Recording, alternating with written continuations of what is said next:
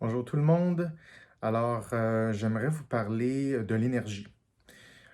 J'ai parlé à quelques reprises du niveau d'énergie qui est vraiment, vraiment important à gérer dans cette crise-là. Et la façon de gérer cette énergie-là, ben, c'est pas avec du court terme, c'est avec du long terme. Donc, ça prend une stratégie qui est à moyen et long terme. Et donc, quand on parle d'énergie émotionnelle, cognitive, on parle de ressources internes, notre capacité de vitalité, si je peux dire, sur une base quotidienne pour faire face à nos journées, pour faire face aux responsabilités qu'on a. Et souvent, le terme énergie, c'est très flou, hein. Et donc, j'aimerais vous parler du principal modulateur d'énergie, et c'est l'anxiété. Alors, je ne pense pas que ce soit une grande surprise. Par contre, pour vraiment être capable de bénéficier au maximum de stratégies, il faut savoir comment fonctionne l'anxiété, et pas de façon générale, mais bien précise. Alors, l'anxiété, ce que ça fait, c'est que ça met un frein. Ça met le cerveau en système parasympathique, donc en système d'urgence. C'est un système qui est extrêmement coûteux et on ne peut pas rester sur un système parasympathique élevé très, très longtemps sans subir beaucoup de conséquences. Et donc, j'aimerais vous parler de quelques stratégies aujourd'hui à cet effet-là, parce que je pense que c'est vital avoir des stratégies de gestion de cette anxiété-là. Et moi, je trouve qu'on n'en parle pas assez précisément, concrètement, pour que ça fonctionne dans la vraie vie. Donc, dans la vie, là, surtout en ce qui concerne le cerveau, c'est une question beaucoup de précision. Alors, bon, j'ai pris quelques notes ici. Il y a certains éléments dont je veux parler. La première chose, pour aller, si vous me permettez, je vais aller droit au but. Dans notre culture, on a une faible conscience des émotions quand les émotions sont à basse intensité. On va jouer un jeu. Mettons que n'importe quelle émotion est sur une intensité, sur une échelle de 1 à 10. OK? Ou mettons de 0 à 10. 0 étant, il y a quasiment l'absence de cette émotion-là, et 10, c'est le plus intense de cette émotion-là. OK? C'est le sommet de l'intensité. OK? On y va comme ça avec l'anxiété. 0 sur 10, c'est l'absence totale d'anxiété. Et 10 sur 10 d'anxiété, c'est une anxiété qui paralyse complètement. Tous les systèmes sont down, non fonctionnels, paralysés, etc. Donc ça, c'est le sommet de l'anxiété.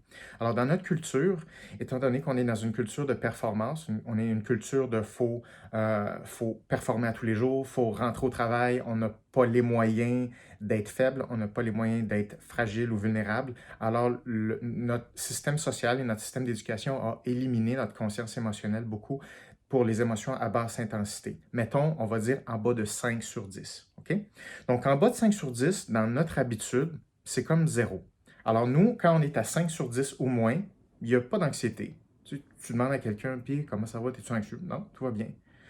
Et on commence à se rendre compte qu'on est anxieux, qu'on a une certaine activation émotionnelle quand on commence à être dans 6, 7, 8, 9, 10. Là, on s'en rend compte. Et donc, on associe une émotion avec une intensité. Donc, on pense que avoir une émotion de base, c'est déjà être à 8, 9 sur 10. Alors, la première chose, c'est que c'est faux. Comme on n'a pas un bon thermomètre émotionnel, c'est extrêmement difficile à gérer notre énergie. Et c'est pour ça qu'il y a beaucoup de gens qui tombent, et ça commence déjà d'ailleurs, qui tombent comme des mouches. C'est-à-dire que à un moment donné, ils se rendent compte que là, ils n'ont plus d'énergie, sont extrêmement irritables, ils ne dorment plus, l'anxiété est élevée, et là, ils crashent. Et d'où ça sort, ça? C'est que notre conscience des émotions, de l'activation de l'anxiété, entre autres, est complètement, quasiment absente en bas de 5 sur 10. Donc, étant donné qu'on a un long bout à faire pour être fort ensemble, pour garder notre énergie, il faut absolument développer notre capacité à détecter les émotions négatives, particulièrement l'anxiété, à faible intensité, c'est-à-dire 1 sur 10, 2 sur 10, 3 sur 10, 4 sur 10 et 5 sur 10. Et donc, on va parler de ça. Pourquoi on parle de ça? Parce que le cerveau, il prend des décisions automatiques. C'est-à-dire, si on n'en prend pas conscience, si on ne gère pas la situation nous-mêmes, le cerveau, il fait c'est beau, je m'arrange avec ça. Et ce que le cerveau fait à chaque fois qu'il y a une émotion négative, particulièrement l'anxiété, c'est qu'il va utiliser la stratégie qu'on appelle l'évitement. C'est-à-dire qu'il y a une micro-pensée, une petite émotion d'anxiété qui arrive, et le cerveau, par habitude, il dit non, non, oublie ça, c'est correct. Et il met ça en dessous du tapis. Donc, il met ça comme sur une espèce de carte de crédit limbique, sur le système limbique. Et c'est comme ça émerge jamais à la conscience, et donc on s'en occupe pas. Donc on pense que ça n'existe pas. Mais c'est allé directement sur notre carte de crédit émotionnelle. Et donc, avec le temps, ça s'accumule. Et donc, moi, ce dont je veux vous parler, c'est qu'il faut absolument développer une conscience émotionnelle en bas de 5 sur 10. Bon, qu'est-ce que ça veut dire? Ça veut dire qu'il faut se pratiquer souvent dans une journée. Ça, c'est ma recommandation. Dès maintenant, il faut prendre l'habitude de se demander comment je vais. Et pas, vous n'êtes pas obligé de vous dire des mots, OK, dans votre tête. Souvent, ça passe souvent par le langage verbal. Vous n'avez pas besoin de faire ça. Vous devez sentir, OK, c'est souvent ici, là, ou dans le coin de l'estomac, quelque chose comme ça. Comment vous sentez? Est-ce que vous sentez qu'il y a un petit quelque chose qui vous fatigue? Souvent, ça tourne autour de l'estomac un petit peu. On sent qu'il y a un petit quelque chose qui nous dérange physiquement. OK? Quand on est en bas de 5 sur 10, c'est très petit. Ce sont des signaux extrêmement petits. OK? Donc, plus l'anxiété augmente, plus ça s'en va à 5, 6, 7, 8, 9 sur 10, plus le signal est fort. Et là, c'est envahissant. Puis là, le cerveau, il fait comme, OK, là, on a un problème, on ne peut plus le mettre sur la carte de crédit. On a carrément un huissier à notre porte. Et donc, il ne faut pas attendre les huissiers émotionnels. Il ne faut pas être en haut de 5 sur 10. Il faut rester en bas de 1 à 5 sur 10. Donc, la première chose, il faut la détecter le plus tôt possible. Donc, puis ça, c'est ce que je fais avec tous mes clients et c'est ce que je fais moi-même. D'ailleurs, jamais je vais vous proposer des choses que je n'applique pas moi-même. Je veux dire, les règles du cerveau sont les mêmes pour tout le monde, donc ce sont les mêmes règles du jeu pour tout le monde. Donc, régulièrement, du matin au soir, moi, je scanne pour savoir comment je vais. Et avec le temps, on est capable de savoir au point 5, au point 5, 1, 1.5, 2, 2.5, 3, ah oui, j'ai un petit niveau d'anxiété ici. Alors, ce qu'il faut commencer à faire, c'est une détection des petites anxiétés. Ça, c'est la première chose. D'habitude, une anxiété est reliée à un sujet en particulier.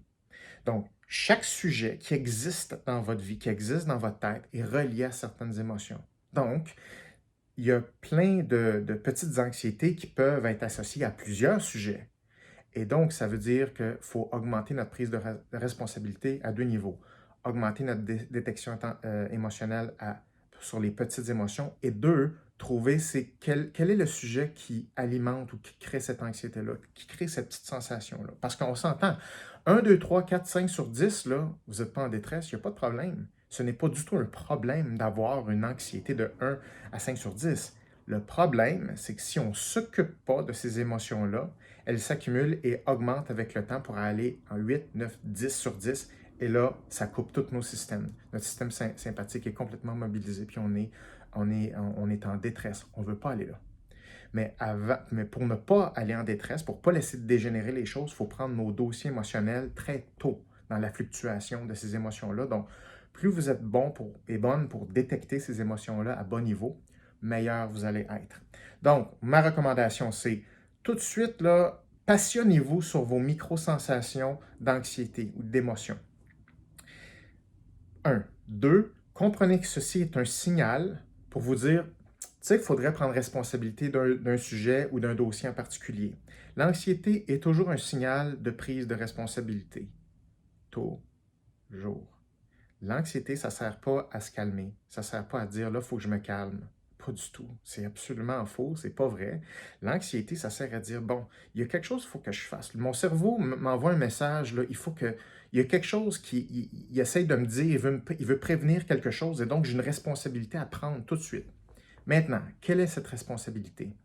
C'est une responsabilité de faire face à ce sujet-là et de créer un plan d'action. Donc, si vous détectez plusieurs émotions reliées à plusieurs sujets, ça veut dire qu'il faut créer un mini plan d'action pour chacun de ces sujets-là.